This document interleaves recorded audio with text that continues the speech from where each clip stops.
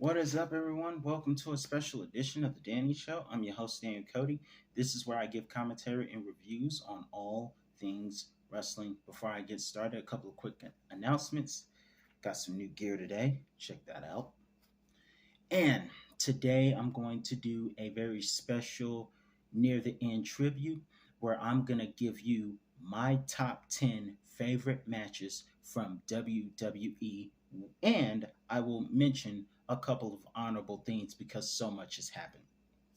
But without further ado, let's get started with my top 10 favorite matches from 2022.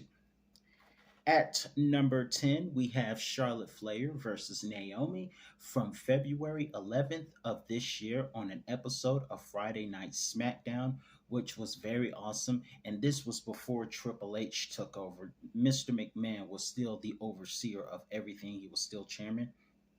And this was before all the scandals came out. But this match in itself was very good. A lot of people thought that before Triple H took over, there wasn't a lot of exciting matches taking place. This was one of the few exciting things that fans really did appreciate as Naomi and Charlotte went at it on SmackDown for the SmackDown Championship, and it was a natural selection at the end that would win the match for Charlotte. At number 9, this was during the Triple H era, would be at number 9, we have Braun Breaker. Excuse me. Braun Breaker versus Tyler Bate at NXT Worlds Collide for the unification of the NXT UK Championship, which was held by Tyler Bate, versus the NXT American Championship held by Braun Breaker. And this match was very great. It was the main event of Worlds Collide, and it did not disappoint. The only thing I'm wondering is how come Braun Breaker didn't get a special NXT American build up entrance, whereas Tyler Bate got a whole bunch of flashbacks from NXT UK. How come NXT America didn't get it? Nonetheless, great match. I really enjoyed reviewing that. If you want, you can check that out also, where I go deeper into the match. But this match was also great. Braun Breaker would win this match and become the unified NXT championship. Speaking of NXT unified champions, I'll be honest, off topic, it's ironic because Mandy Rose has been released from WWE, and at the time she had won a triple threat match, which made her undisputed NXT UK and NXT American champion. Of course, me personally, I was rooting for Satomura to win because of the talent that she has. But of course, Mandy Rose won that match, and looking back, at least she has a good legacy. Sad she had to go other places to get it, but at least she has a good legacy here being a double champion. So congratulations to that. Let me just get that off my chest.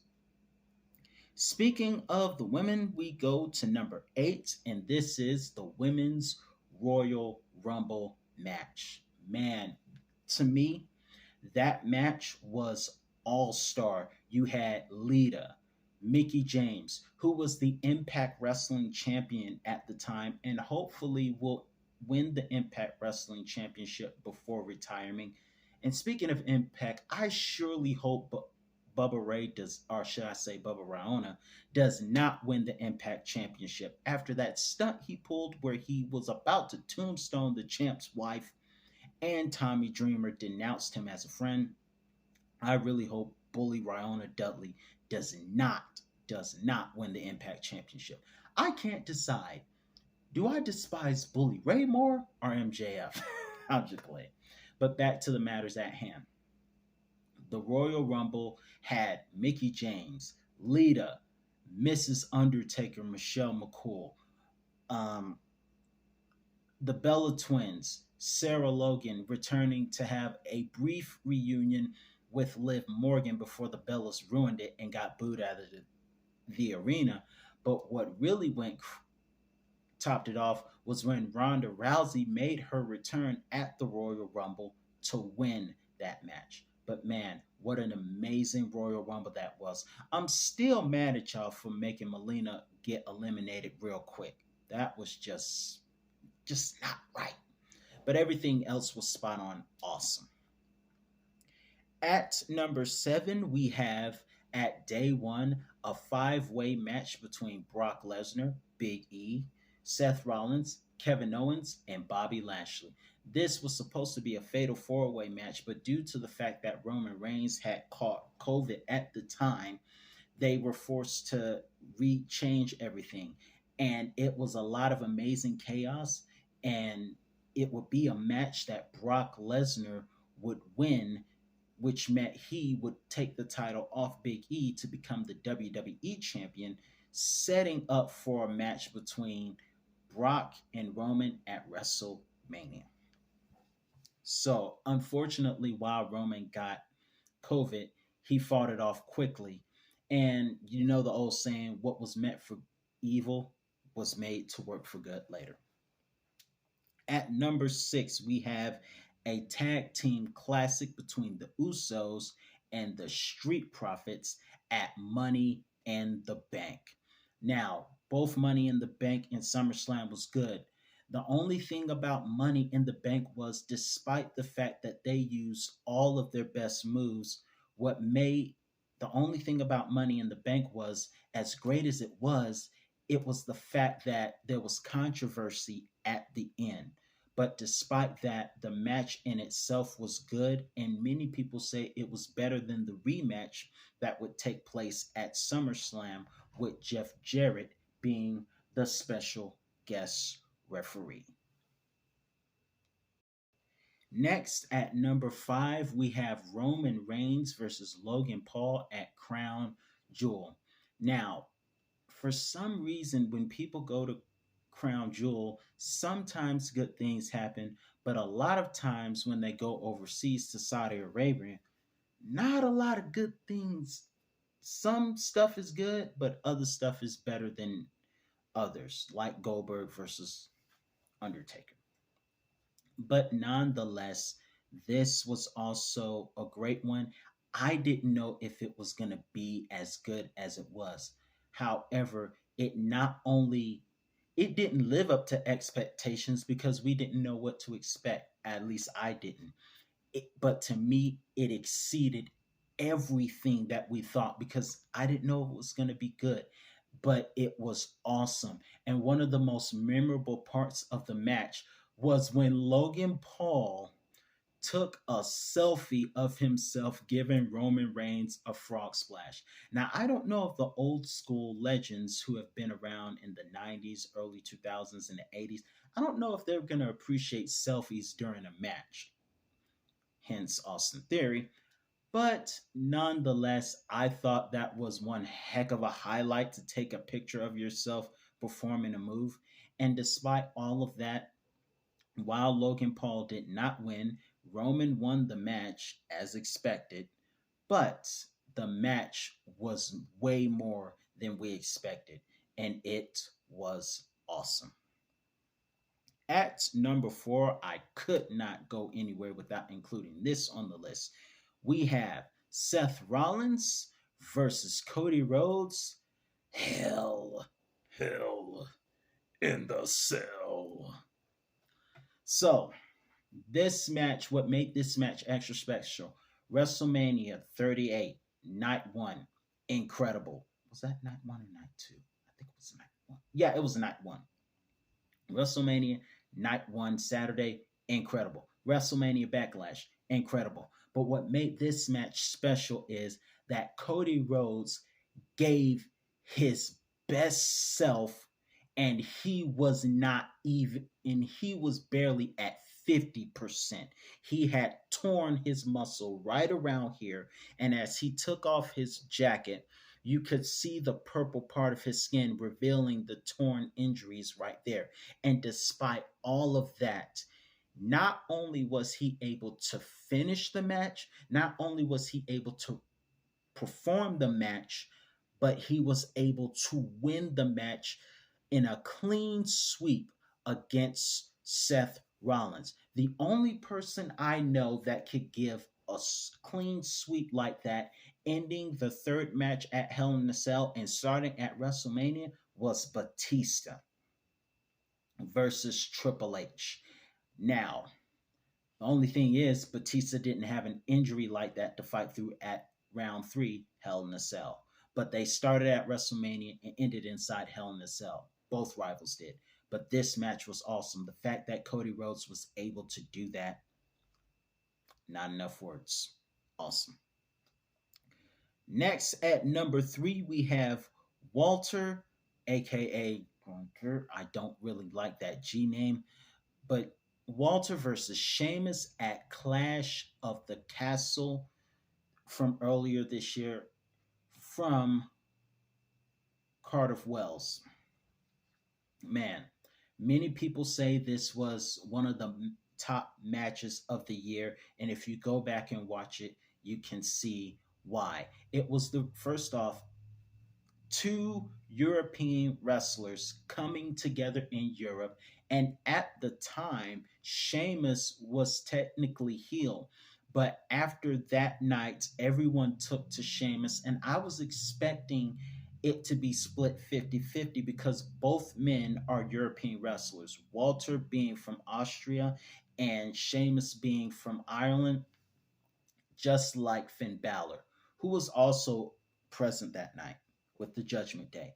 Nonetheless, the crowd was just almost completely behind Sheamus. And even though Sheamus didn't win, he got a heck of a lot of respect. And that match was for the Intercontinental Championship.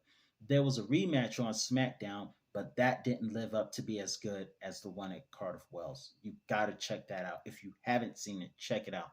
It is awesome. And it is another chapter in the non erotic Red Chest Diaries. You see what I did there? Number two, we have the return of Stone Cold Steve Austin as he went to face off against Kevin Owens at night one's main event of WrestleMania 38. Now, while it may not seem as epic as all the other matches, the very fact that Stone Cold Steve Austin, one of the most popular legends in WWE history and all of wrestling, came back in action after 19 years to take on Kevin Owens was enough said. This all came about because Kevin Owens had been talking negatively and making diss tracks, not necessarily rap music like, but making insults towards Texas. And Stone Cold was not having it. And Kevin Owens, needless to say, paid for being one dumb son of a biscuit. But the match in itself to me was pretty good. At number one, before we get to number one, let's talk about some honorable mentions. Becky Lynch versus Bianca Belair, WrestleMania 38, a redemption match. You have who else? Who else? Who else? It's so many. The men's Royal Rumble. You have all of the Cody Rhodes versus Seth matches. Seth Rollins versus Matt Riddle. All the matches on pay per view from the cage match to Cardiff Wells. All of those matches were awesome. And so many. But with those honorable mentions being said, not to mention all the War Game matches from the women's War Game to the main event of War Games. Awesome, also. Now, let's get into the main event and the number one match of the year to me is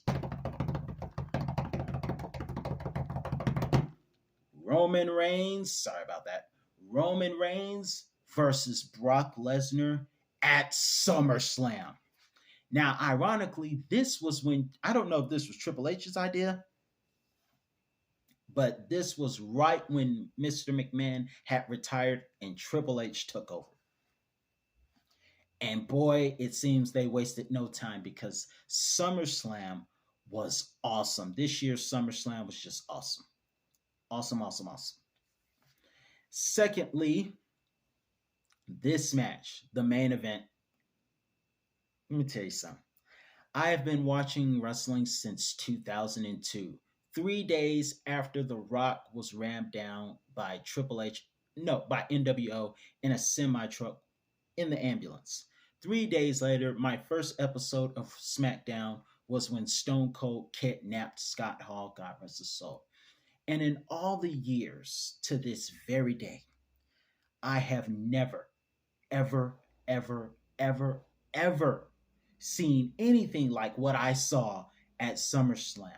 First off, much respect to Roman Reigns for catching the microphone as Brock Lesnar introduced himself after coming to the ring in a gigantic tractor. That same gigantic tractor that he would use to hoist the ring up halfway, sending Roman Reigns flying, and the commentators went nuts. The only thing was, I wish Pat McAfee would have been there to call that match because that was the craziest, darnest thing I've ever seen in a last man standing match. And Michael Cole, that was the call of the year.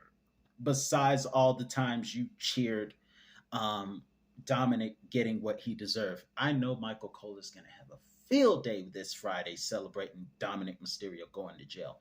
And speaking of, thank you guys so much for watching that review. That got over, I think it was 200, almost 270 views, guys. Thank you so much for that. But nonetheless, that match was match of the year, last man standing match between Roman and Brock Lesnar. And Brock Lesnar put Paul Heyman through an announce table, almost cashed in, and that didn't work out well. He almost cashed in at Cardiff Wells and got knocked out by um, Tyson Fury in what was a great match with Roman and Drew. But nonetheless, this match right here, match of the year, because I have never seen anything so crazy in my life as a wrestling fan. Just nothing, nothing at all.